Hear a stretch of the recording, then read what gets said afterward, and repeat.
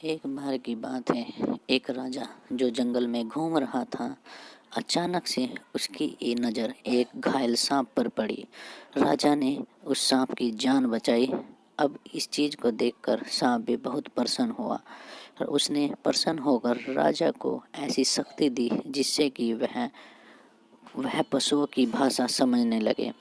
हालांकि उसने इस शक्ति को देते हुए राजा के सामने कुछ शर्त भी रख दी। उसने शर्त रखी कि आप इस शक्ति को गुप्त रखेंगे, किसी को भी इसके बारे में नहीं बताओगे, और अगर किसी को भी उसने यह बताई तो उसकी मृत्यु हो जाएगी। एक बार राजा रानी के साथ बगीचे में घूम रहा था। घूमते घूमते राजा की नज़र एक चींटी पर पड़ी। उसने एक चींटी को मिठाई के टुकड़े के बारे में बोलते हुए सुना, क्योंकि उस सांप ने राजा को शक्ति दी हुई थी। वह सभी पशुओं की बात को जान लेता था। राजा चींटी की बात सुनकर मुस्कुराने लगा। जब राजा को लगा कि चींटी को मिठाई चाहिए तो उसकी जो बात थी यह सुनकर उसे हंसी आने लगी।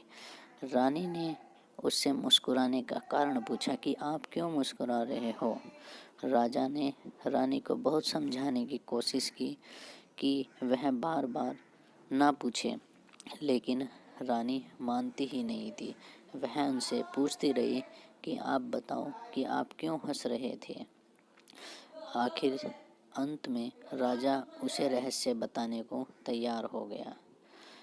तभी बादल गरजते हैं और आकाशवाणी होती है, हे राजन, तुम क्यों उसके लिए अपने प्राणों का बलिदान दे रहे हो।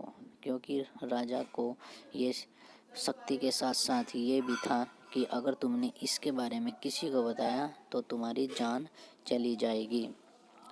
जो स्वयं तुम्हारे प्राणों का मूल्य नहीं समझ रही थी, राजा ने रानी को बताया कि वह कितनी स्वार्थी है। रानी को भी अपनी गलती का एहसास हो गया और दोनों हंसी हंसी जंगल से चले गए।